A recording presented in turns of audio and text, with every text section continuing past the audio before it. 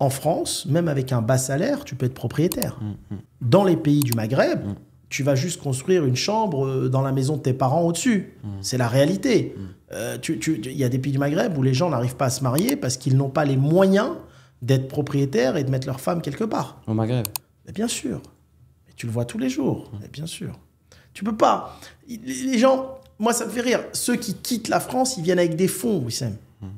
Ok, je viens avec 1 million d'euros, 500 000, 200 000. J'arrive dans le pays de mes parents où il fait bon vivre, c'est une réalité, et j'ouvre un business et en même temps j'achète un appart. C'est comme la fois je débattais avec quelqu'un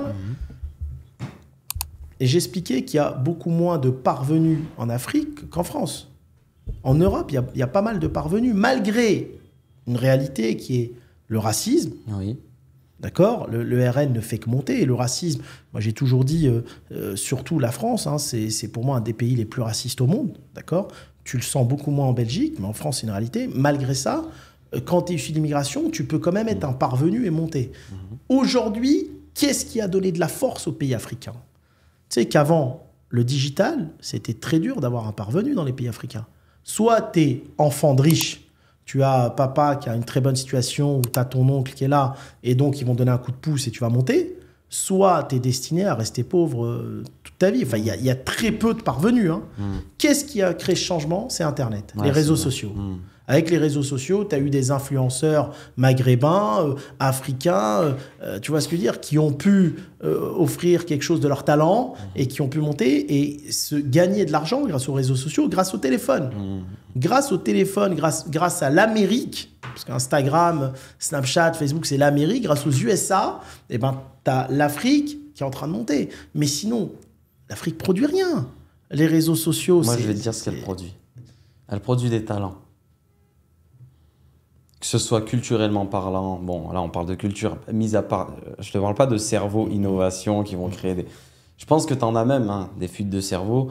Enfin, quand tu vois toutes les personnes africaines qui étudient et qui partent en Europe pour étudier et finir leurs études, ces personnes-là, elles restent en France et elles innovent, enfin, elles font partie de l'innovation française, mais tu en as quand même beaucoup des cerveaux africains qui partent...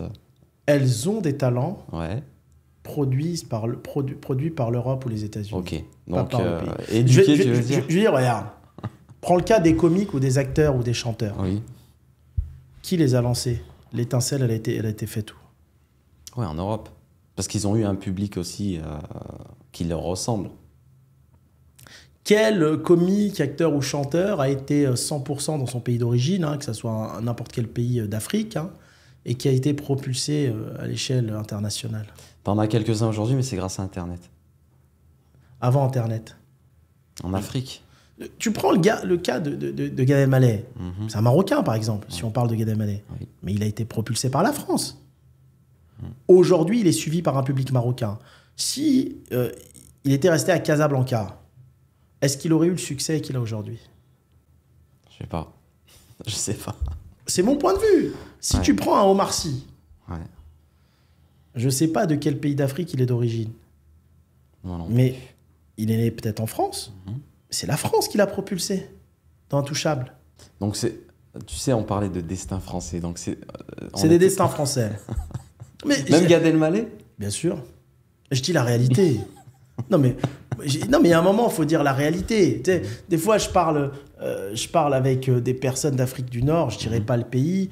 Ils me disent, oui, mais nous, on a des richesses. Oui, mais toi, tu n'as rien. Je veux dire, il y a des pays d'Afrique qui ont été quittés par la France il y a des décennies. Les richesses abondent en permanence et ça n'a pas changé le destin de la population. Est-ce que tu vois ce que je veux dire? Ça n'a pas changé le destin, sinon les gens ils chercheraient pas à quitter. Enfin, je te parle des personnes issues des minorités, encore une fois. Si tu es très très riche dans un de ces pays, bien sûr, tu as la belle vie. Je parle des gens issus des minorités qui ont plus d'avenir encore aujourd'hui quand même en Europe, même si l'Europe est en déclin. Mais bien sûr, la réalité, elle est là. Ouais, ça, franchement, c'est un débat, je pense, qui va alimenter pas mal de commentaires surtout. Trouve-moi un parvenu hors Internet en Afrique. C'est très difficile. Je t'assure, tu vas chercher, c'est très difficile. Alors que moi, par exemple, des gars que je connais qui ont des fortunes de 10-15 millions d'euros issus de la France, de l'Italie, de l'Espagne ou de la Belgique, tu vois, des jeunes issus de l'immigration, j'en ai plein. Juste autour de moi, j'en ai plein. Autour de moi, j'en ai une centaine qui ont des entreprises dans le transport, dans l'énergie, les énergies renouvelables, dans plein de choses, et qui ont un patrimoine de 10-15 millions.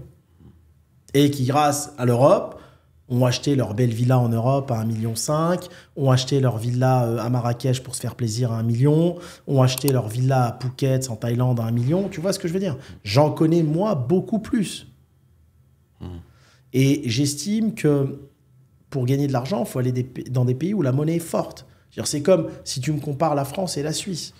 Donc un salarié a beaucoup plus tendance à aller vers la Suisse, où il va avoir un salaire qui va être de 3 500, 4 000 euros, que travailler dans un poste égal en France, où il va toucher 1 700, 1 800 euros.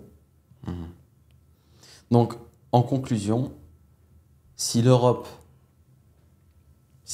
coule, oui, pour toi, inévitablement, l'Afrique, elle traîne l'Afrique dans son sillage. Oui.